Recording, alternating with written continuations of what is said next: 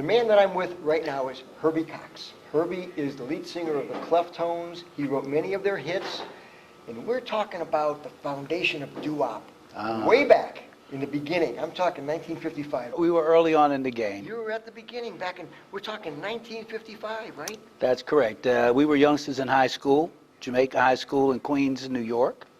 And it was just a special time. And we didn't think we had a career coming, but we had a fellow who wanted to sing with us. He was a terrible singer. We used to sing in high school, and the girls would come around and listen to us sing. And this fellow, Dave Rolnick, who was a classmate of ours, he'd want to sing. He was terrible. Yeah, he was. We used to say, Dave, look, you can be around, but don't sing. He messed up the harmony. He was always faking it, you know. And so he said, well, you know, guys, if I can't sing with the group, can I be the manager? We said, anything, just don't sing, you know. Now, how old were you at this time? Were you I was junior high or were you 16, high school? 16 years old? Yeah, Okay. I was in high school. Maybe I would have been 17 at that time, actually. But David took being the manager very seriously. We thought we were just taking a nuisance and putting him aside, you know, so there wouldn't be any problem. But he took the duties very, you know, seriously, and he got us a number of auditions with 3 or 4 different companies. The third one, I think, that we went to was to see George Goldner, and that stuck. He wanted to sign us right away. And we're talking about 1955, right? That's correct. That is correct. Okay. So, just before Thanksgiving in 55, think back. Okay, now, December 1st, 1955, Rosa Parks doesn't want to give up her seat, okay? But at this time, things are starting to click for the Cleftones. Yes, it was interesting. I think we were doing what we were doing just because we were 5 fellows who went to school together and enjoyed singing and hoping to attract the attention of some of our girl co-students, you know. So and that was enough. You were happy with that? It was more than enough. Sure. That was good. That and playing basketball or baseball at high school was good. But David Rolnick, he took us very seriously, and he took us to 4 or 5 different companies to audition. And one of those happened to be George Goldner's newly retitled G Records. And George heard us, he liked us, and he said, I'm going to give you a contract, take it home, look it over, come back and with it signed, and we're going to record. Sounds pretty smooth. Everything's going to go smooth, It sounded easy, and Yeah. we couldn't believe it. We said, oh, this must be something to it. But we took these contracts home, and because we were minors, or close to being minors, my mother, for one, she said, I'm not signing this. I don't know what this means. I said, but Mom, we have to give this to Mr. Goldner. And so she said, I'm not doing it. I'm not doing it. So my mother, along with some of the parents of the other guys, got together and they hired a lawyer, which made sense, except they got a real estate lawyer who wasn't privy to, you know, the foils of the music business. But he did some good things. And he said the main thing that most of us were underage and we couldn't sign this without our parents. Well, our parents instinctively knew that a contract that's complex as they viewed it, and as we viewed it too, should not be signed without some official sanctioning, and so they got this attorney. But as I said, he was not a music or show business attorney. He was a real estate attorney. Yeah. But he knew a little bit about the law. He put all these red lines through it, and I was very, you know, shaky about taking the contracts back. All of us had our own individual contract, but our parents sort of saw it the same way because we had this attorney. And I remember we came into George's office, and he said, okay, guys, you got those contracts now. We gave them to him. He says, pardon my language, who the hell messed up my contracts? There's all these red lines written. He said, what? We said, well, our parents said, what? Who the heck do you guys think you are? You know, I'm giving you the break of your life, and you know, he said, take this stuff and get out of here. I don't want to see you anymore. Yeah. I couldn't believe it. That was the end of your career. That's what I thought. This was a short career.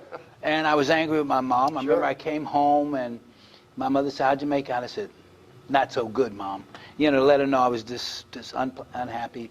And I was acting like, you know, a brat for 2 days. And my mother worked so hard to, you know, get me and my brothers a good education and whatnot. So I said, no, I better, you know. I said, Mom, I want us to record. She said, but I did this for your sake. She said, you don't know what might come up in the future. But you know what she told me? She said, if you guys are really good, he'll call you back. She said, just sit tight. Don't say anything. Sure enough, in about a week, George called us. He said, fellas, bring that contract back. I think we can fix it up. So with the attorney in tow, most of the damaging things, or a lot of the damaging things, were eliminated from the contract. What we were signing over, without knowing, was our royalty, not royalty, but our writers' rights to the songs that we were, because we were writing our own songs. That's another thing. And our first 3 or 4 songs were all written by members of the group. You Baby. You Well, I'm one, but also Berman Patterson, who was in our group, wrote our first song called You Baby You. I wrote Little Girl of Mine and Can't We Be Sweethearts subsequently. And so we were, I guess, a good find for them. Here's guys come in, they can even write their own songs. And fortunately, all those songs were hits. But in retrospect, looking back today, I can see that what our parents did, while it wasn't totally the right thing, it saved us a fortune. And maybe more than money, it saved us a little self-respect. Because all too often we noticed that these artists would come in and sign anything. And our parents said, don't do that. No. Don't do that. Let them know you think you're worth something. And it worked in our favor over the long run. And that's pretty much how that happened. George, many people ask me about George because we knew him really well. He is a guy of different shades, it depends.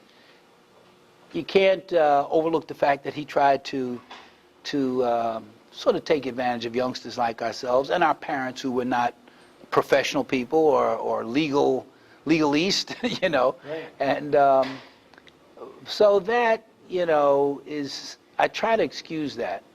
I can't totally. But on the other hand, he gave us our opportunity when other record companies did not. We went to other record companies, but he heard us and he said, I'm going to record you guys right away. And that, I think, is the inner strength of George Goldner, because I later saw him do this with us a number of times, but I saw him do it with other acts, too, who came to him. He was not a good musician, but he was always in the studio, and I didn't realize what it meant, but he'd always have a towel around his neck, like a white towel, like a boxing second in a corner. He had a white towel, and he would have a paper, and like this, like a baton. It's a newspaper or something. And I didn't know what that really meant to him. And one day I asked him. He said, you know what I like to do, Herbie? He says, I like to go to the track. He liked to bet on the horses, and he always had his I guess, his betting thing in his hand. His betting sheet, his daily racing form. Exactly. And I laughed. Excuse me. I laughed because I thought it was funny for a grown man to be acting like that. But that was the beginning of something more serious, because we found out over the next 2 or 3 years that George had a serious gambling problem. Serious. Caused him to lose the label. That's exactly right. He was forced to sell out part of the label when I know he didn't want to. But even when he sold G Records to Morris Levy and Company, they kept us and the teenagers on Roulette Records at that time. And we had some success with them as well. But George went right out, and he later came up with Anthony and the Imperials, and they weren't called Anthony and the Imperials in those days. I think they were called the Chesters in those days, but something like that.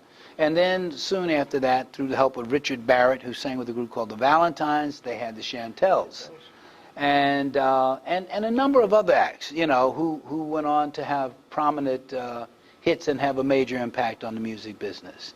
So from that standpoint, I think George is at least a very important person.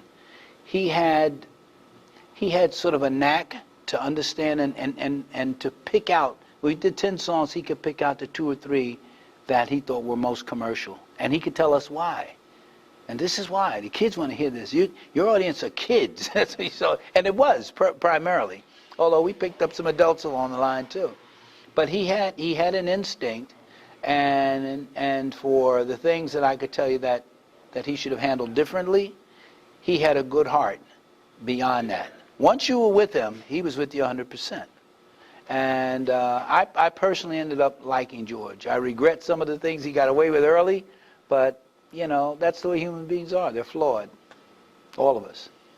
Take me back to the beginning then. Take me back to your first record with George. You Baby You, your first hit. Yeah, after the incident with the contract, he said, "Okay, we're gonna record you Tuesday or Wednesday. It's like 3 days. Okay, so just work on it. Come in." And we had no idea what the concept meant. All we knew is we could sing this song a cappella, because it's the only way we'd ever heard it ourselves. One of the guys' sister played the piano a little bit, but he picked the song out, and I think we took 14 takes. In those days, it wasn't splicing. You had to do it head to toe. You had to do the whole thing. And we did it over and over again. And where was this? Where did you do it at? This was in Manhattan, and Are we talking Bell Sound? Bell Sound Studios, and that's where we did most of our early recordings. And that's where we came in contact with some other people who were to be, I think, significant figures in our career. Panama Francis, the great drummer, jazz drummer, who was on our sessions. Our sax man, tenor sax man, Jimmy Wright. He was hot stuff. And these guys were much older, and most of them had a bass in jazz or blues, not in what we were singing. But they brought a professionalism to the whole session that George couldn't bring to it, and we certainly couldn't. They just knew what to do. And with George's, this whole thing, it's about him being a gambler is true, but it was him throughout. He treated, we're going to take another ride. That meant do another session. That meant we had to do it again. And it was relentless, but we were young, and, we had the lungs, and, So George had an instinct for picking artists and songs. Frankie Lyman, we had just signed and made our first record, and we're sitting in George's office, and in comes Richard Barrett, who was with the Valentines and who later found the Chantels.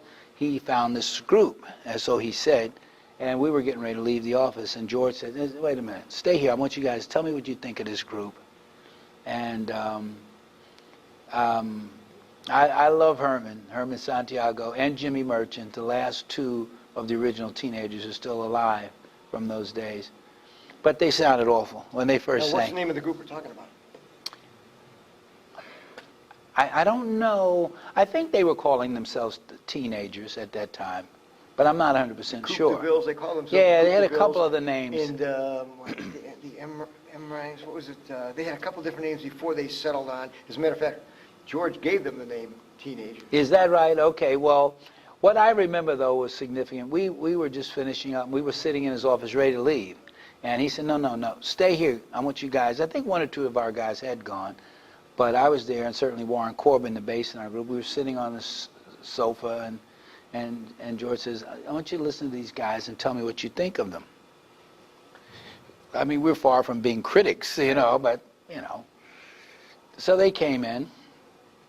They sang a number of songs that had already been recorded and released by people. You're in high school. These kids are even younger than you. About a year or so. We weren't that much different in ages, but it for a long time it worked against us, because that entire promo about young kids in high school, well, we were very big on Long Island. Long Island Press had done big full-page spreads on us, and hey, these young kids coming out of Jamaica High School and blah, blah, blah. And only one of us were beyond, high school age. We were still high school age. But we were only about a year or two older than the Teenagers. The one exception was Frankie.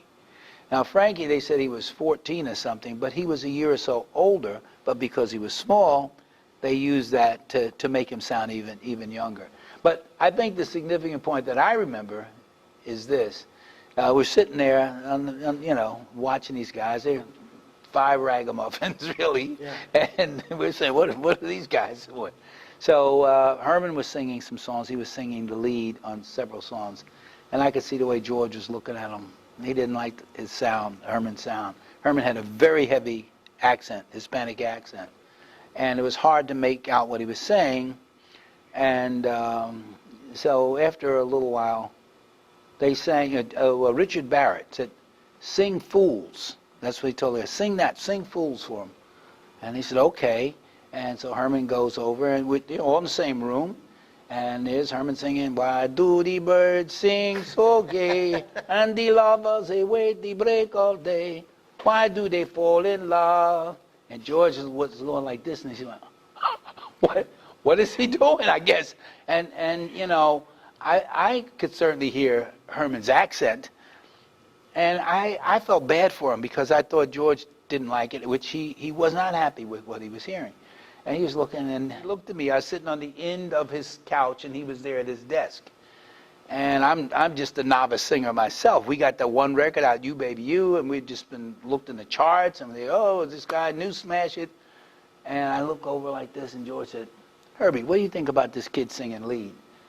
And he's only about 6, 7 feet away from me. And I mean, I could hear the accent, but I didn't want to hurt his feelings, because that could have been me, you know. Sure. And he said, what do you think? I said, he's not so bad. He's all right. And George looked at me. I'll never forget this. He looked at me. He said, I'll never ask you another thing about music as long as you live. Just like that. I said, oh, you know, now I'm in trouble, you know, because I gave my opinion.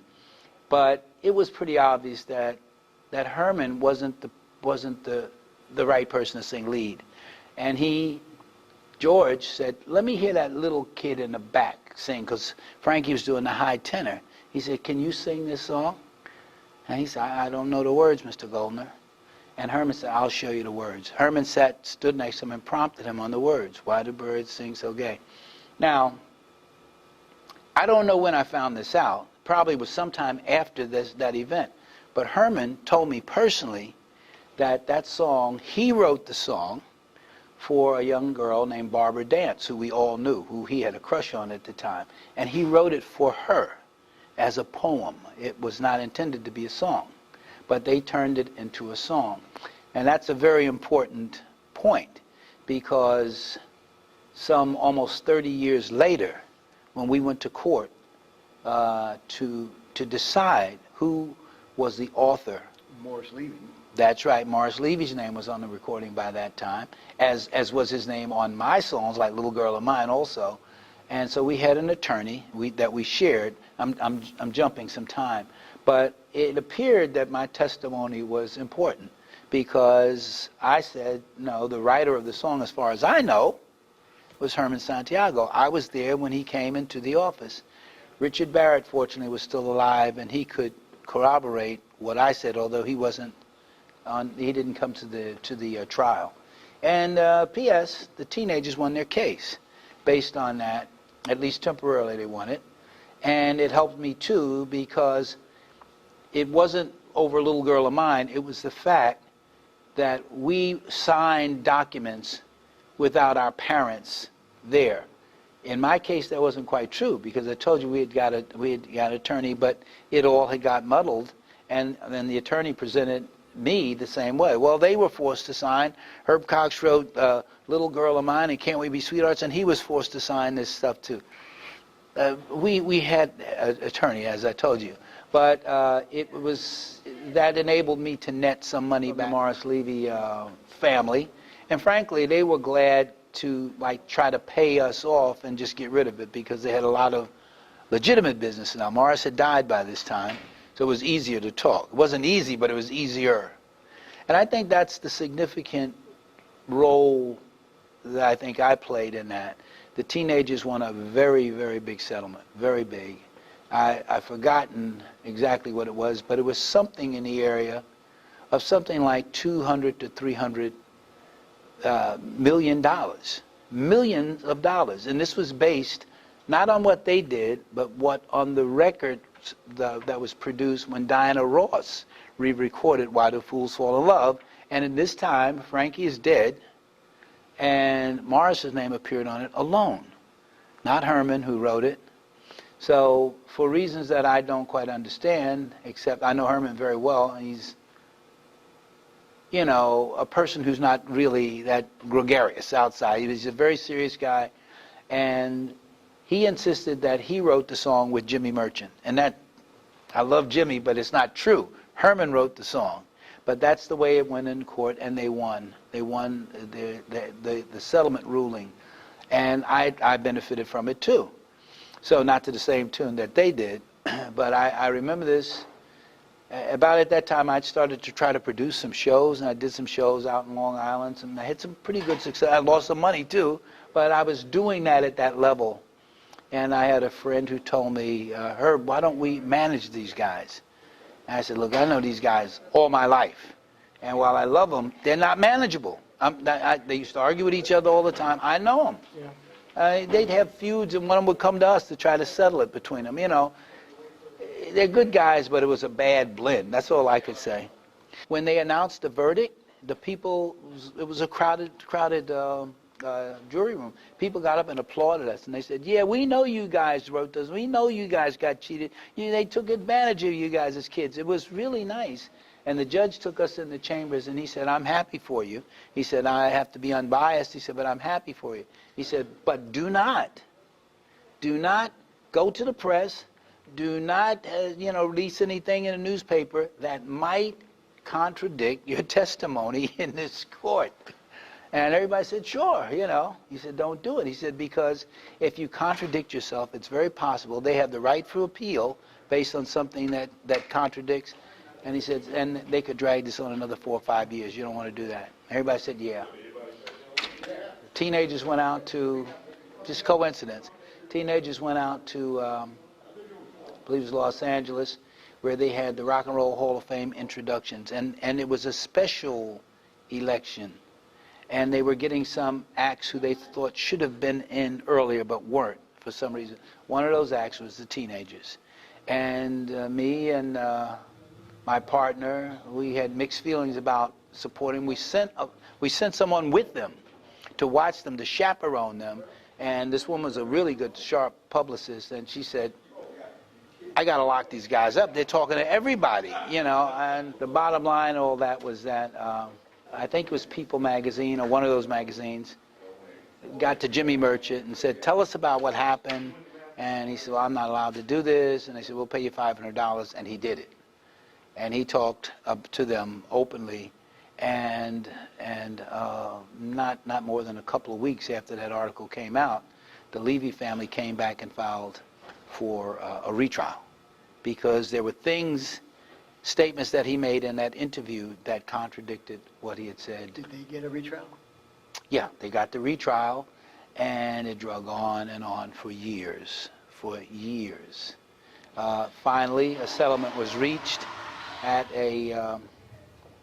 I don't know the exact amount, to be honest with you, because I had lost faith in it, and frankly, I suffered in the loss too, because I was all part of the same package with them. But it was never that much money for me. It was definitely money I wasn't going to turn down, but it was no place near $1 million or so when you look at what they could have had. 200 to $300 million they were talking about, but to divide between the two of them. That's what they had at stake. But the Levy family drug it on for years, and they finally accepted a settlement, which was a lot less. And that's what happened. And so we still are good friends today, and we're still like we always have been. We were always kind of rivals on the same company, but I truly like those guys. They're good guys. Jimmy's a really good person. Little wacky, but I love him. I'm a little wacky too. So, and Herman, I feel the same way. And I often miss Joe Negroni, who was in the group. I was probably closer to him than the other guys in the group. And Frankie was very close to our bass singer because the teenagers had a bad attitude toward Frankie. I don't know if it was jealousy or whatever, just because he was small. They used to shove him around. And Warren was a pretty big guy. We used to call him Zill, short for Godzilla. He was 6'5", a real big guy. Sherman Gons was a big guy, but Warren was more authoritative, and he palled around with Frankie a lot when we were on the road. And I think that was Frankie's big brother that he didn't have with Warren. Warren died of cancer, and then Frankie, he died mysteriously. All right, take me back now. Take me back to your recording. Take me back to the time when you guys were, there was a point in your career when George Treadwell came to you. Yeah. What happened then? Well, he didn't actually come to us. What had happened is that... Now, who is George Treadwell? George Treadwell is a prominent name in the music business, particularly big band and in management and the background of rhythm and blues. He'd recorded as a musician. George played trumpet, I believe, as a musician. Played with several of the very big bands. I don't want to say who, but it would be people like Basie or Ellington. He was well known. I don't know if he's a great musician, but that's where he launched from. Now, he became really prominent, I understand, is when he was able to buy the name Drifters from Clyde McPhatter, who went into the military. And he owned the name Drifters. So, but what did he have? He really didn't have Clyde. He was in the military, and the rest of the guys were singing in various places. We worked with some of those guys during that time who were not anybody that I ever knew of as the Drifters, but I don't know the complexities of that. But ultimately, George, he tried a lot of things. He tried to turn us into the Drifters for a while. How did that happen? Well, he managed both groups. He was our manager, and he represented us. So he's managing the Cleftones and the Drifters at the the same time? At the same time. And we were close with the Drifters, particularly Charlie and at that time, and other people in the Drifters. Rudy Lewis was a good friend, and but Ellsbury Hobbs. Doc Green. Doc Green was there, but Ellsbury was gone. They had Tommy Evans as the bass, and he was a great bass, real pro. But George used to tell us all the time, these guys aren't manageable. Why can't they be nice, clean-cut guys like you, the Cleftones? We're kind of nerdy, compared to these guys. We have very different lives, from where our growing up was a little different, I think, from theirs. And the fact that we were younger, we had a little different attitude. But he wanted us, he told me, he said, Herbie, here's what we're going to do, because we're having a tough time getting more hit records for you guys. He said, I want to take you to Atlantic Records, but I can't take you there as the Cleftones. They're not going to let you go, So he said, so why don't I put you guys in the Drifters, and we'll go from that point of view. And I told him no. I was stubborn. I was in love with the Cleftones. So that was your group. That was that's why I felt. I said, well, we and I didn't do it, and neither did Warren Corbin, our bass at that time. He didn't accept that. Was Berman Patterson gone by then? Berman Patterson was gone. Now with this, we're talking about the '60s. Berman, well, a couple of things happened. I don't want to paint a bad image of anybody, but Buzzie McClain, William McClain, was one of our founders. I consider him the leader of the group, of the founding of the Cleftones. And Buzzie was a little bit older than us. He was a little bit more mature, and he had a natural leadership about him.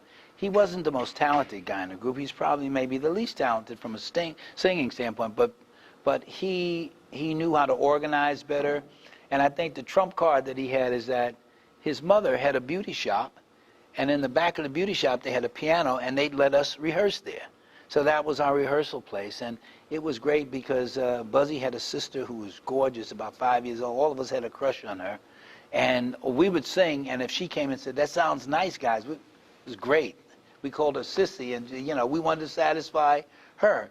But Buzzie was a good leader. He told us, look, I know we're just starting, but we're going to be good, and we're going to rehearse. And he was, I think he was a very good leader. But he was also a little bit more sensitive than the rest of us. And I think the second nationwide tour we did in the U.S., and the first time it was a rough experience. We never faced segregation. We hadn't gone through that. We didn't know what that was about until we... They made, when you guys got into the South, you were sitting in the front of the bus, but when you crossed into the Mason-Dixon, they made you get in the back, and Buzzie didn't fit that. Well, you know that story. That's exactly what happened. But maybe of equal importance to that is that one of the people on the bus was, and I'm having a senior moment, I can't think of his name, songwriter who wrote See You Later, Alligator out of Gretna, Louisiana. Bobby Charles. He's a young singer. Now, he had the hit, or the initial hit, on See You Later, Alligator, and he used to like to sit on the very back seat in the bus because they used to shoot craps back then. So that's where he wanted to have the crap game. So everybody was going along. And eventually, though, we were somewhere in the South. I think we were in South Carolina. And police stopped the buses. There were 2 buses. And they came on board, and they didn't like the seating arrangement. and Kathy Carr and her sister, who's a gorgeous lady, they were sitting and they treated Frankie Lyman like it was a teddy bear. They always hugging him and kissing him. He's like, oh, this is not bad, you know. These two gorgeous ladies. But, you know, it was harmless from their standpoint. But the police I think they didn't like that. But in addition, it was not a situation where the black artists were sitting in the back and the white artists sitting in the front. I mean, there was some, you know, either way. The only negative feeling I had about all of this was Sonny James, who was on sitting in the front. I may have given you the wrong name. Anyway, he was sitting in the front, and he said, well, you know, these guys know where they're supposed to sit. And he took that attitude, and they singled out Bobby Charles and said, what are you doing in the back? He said, come up here and sit. He says, I can sit wherever I want to sit on this bus. I'm an adult American. I always remember saying that. And I can sit wherever I want to sit. He said, well, you wise guy here? We're trying to tell you this. Bobby's a white guy. He's a white guy. And, you know, he was hot stuff. But he stood up to the cop. And everyone was afraid because we thought the cops was going to attack him. And then what would have happened? I think because... I would like to think that because we got along so well on that we would have tried to help him or defend him. But it wasn't necessary. He just out-talked the cop. He said, I know my rights. You can't make me do this. You can't make it. Anybody. This bus doesn't belong to you. It doesn't belong to this state. Doesn't belong to this county. This is a private bus. And they were very upset with that, but they got off. And I'd like to think that there were incidents after that. But all of us were aware. But one thing happened in that was not a good thing. Buzzie took that very badly. He said, I'm not going to do this. I'm not going to put up with these idiots like this. I'm not going to do it. And he went to the manager of the tour and told him, I want to go home. You can't go home now. You know, we're out in the middle of nowhere. He said, well, I want my pay, and then I'm going to go as soon as we can. And I talked to him, and I said, Buzz, don't quit. Don't do it. We need you. He said, no, Herbie, I'm not going to put up with this. I'm not going to do it. And I was working on him hard, you know. But one day he told me, he said, Herbie, he said, you're going to have to learn to speak up more. He says, because you know what's going on. You were born in Ohio, and you maybe were born closer to this, but I never experienced that type of thing. But he said, you're going to have to be the leader of the group. You're going to have to be the spokesperson. The other guys aren't going to say anything. He said, I know their personality. And I took him at that, and I started being more outwardly, you know, aggressive about things. But Buzz did leave the tour, and that was, I believe, in late '58, and we were in disarray because he was really the leader of our group. He wasn't the lead singer. He didn't do the writing, but he was a good leader. He made sure we didn't argue, or if it was an argument, he turned it into a discussion. He was way ahead of his time, and his family was very settled family. His two brothers were police officers. His dad had worked for a bus company with honors for many years. His mother had this beauty parlor. They were doing okay. They were definitely just middle-class people. So were most of us, but they were more established. And he quit. And I haven't forgotten that to this day. I talk to him all the time. He's still alive. He's doing well. But when he quit and I called him at home trying to talk him back, I couldn't do it. And he told me, you can do it. Just go for it. And maybe that's why I'm a blabbermouth now. I don't know. But he encouraged me to speak up, and I began to. We had some decisions to make. Now we're 4 people in the group, not 5. And we had 2 or 3 records that hadn't sold particularly well at that time. So what do? One of my neighbors, Gene Pearson, who sung... He lived in your building, right? We lived in the same building for a period of time. Gene used to... Now, before I sang with the Cleftones, I lived in the same building where Gene did, and when the Rivaliers, his group, was rehearsing downstairs, they were on the 2nd floor. I lived on the 3rd floor at that time, and he would always, Herbie, come down here. You know, there was a guy in the Rivaliers, I believe his name is Herbie Crosby. He said, Herbie Crosby isn't here. Can you sing the tenor part? I said, yeah, I wanted to sing these guys older than me. And I'd come down and I'd, you know, make some sounds and try to fit in. And they'd show me, no, you got to sing the harmony. And I'm like, da-da-da, okay. But I learned a lot from that. And Gene and I became really fast, although he was 2 or 3 years older than me. Gene was, you have to look at more than what he wrote and more than what he did in the Cleftones, and frankly more than what he did with the Drifters. If you look at what he did, he wrote 1,000 Stars. He wrote several other songs that were pretty good, but not as prominent as 1,000 Stars. He had a career with his group, the Rivaliers, before we ever really recorded, and they had a couple of song standards. One of the songs that they did way back, I guess it's 53, 54, was their rendition of Sentimental Reasons, I Love You for Sentimental Reasons, which is why we re-recorded it when we did in 61. He said, that's a good song, just do it your way. And it turned out to be a good seller for us. And so he was very instrumental in that. He was the spark plug on stage for us. He was a lot more settled, and he brought some of the stability that Buzzie brought with it, you know. So he had a career with the Rivaliers for a number of years. He was with the Cleftones for at least 5 years, and then he went on to join the Drifters for another 5. He recorded in 53, 1,000 Stars. It was released in 53. It was released again in 54. It went nowhere. And then it was released on Baton Records in 59. That's when it became a hit. And what's important is that we've got, well, the Miracles in Detroit, and they come to New York City to have their songs pressed and released and distributed because of the success that End Records, Little Anthony That's right.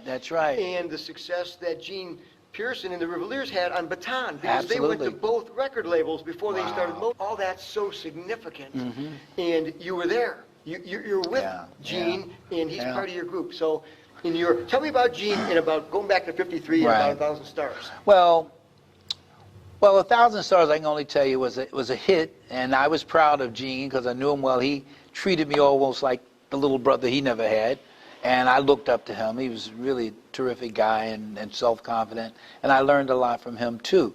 And when we had to decide on what to do when we became a 4-man group, because McClain had left, what do we do here? What are we going to do? Happenstance, complete happenstance. Now, Gene had gone into the military. I don't know what year, but it must have been 55 or 56. Gone into the military, and I only saw him when he came home in his outfit, you know, his uniform. So, in the back of my mind, I said, maybe Gene, maybe he'll come in and join us because the Rivaliers aren't doing anything now. And we discussed that, me, Charlie, Berman, and Warren Corbin, our bass singer. And he said, yeah, Gene might be okay. But I think it was Charlie who said, you know what might work? Why don't we get a girl? We were mindful that the Harptones had put a girl in their group, and we noticed that. We hadn't seen a girl before that, with them anyway. And we always looked up to them too. We loved. But you knew about the Platter. Yes, but we saw that as a trend. Plus the fact that a lot of girl groups were becoming very successful in the latter part of the 50s, the Shirelles and the Chantels and plenty of others, you know, that you could name. So we thought maybe that might provide a spark for us. So we went through a couple of discussions about it, and ultimately we said, okay, let's try a girl and get in the group, and we got to find the right girl, you know, what have you. That didn't go over well right away, but we said, well, let's see if we can find one. The person who really was not in favor of that was Berman. He said, we started out as a male group, we should stay a male group. He had a good point, but we knew we had to do something to change the chemistry in the group. We had lost Buzzie, our leader, okay, and here I am trying to step into that as best I could, but we had also lost something musically, the creativeness that we had when we were writing our own songs. Now, we went to one of the people who worked in publishing with the company, Joe Kulski, and he said, you know what? He said, one thing I can tell you guys, there's no excuse to do a bad song. He said, there are thousands of great songs that have already been written. Why don't you just take one and do it your way? And that didn't appeal to me right away. But Gene said, look, remember, I did Sentimental Reasons. That was an old song. You could do that song and redo it your own way. And that sort of resonated with me. I said, yeah, maybe so. This is a great song. But the song we picked was Heart and Soul. And I really didn't like that. I can only hear that like ding, ding, ding, no matter what. That's the way it sounded to me. But Charlie was playing the guitar a little bit, and we sat down and worked out an arrangement on that happened to be really our co-biggest seller, next to Little Girl of Mine. And it was, I think that's one of the things I'm most proud of, that we had hit records in 2 decades. Not a lot of groups were able to do that. A lot of them was like the Teenagers. I mean, they were like a rocket ship. They went up, but they went out pretty quick.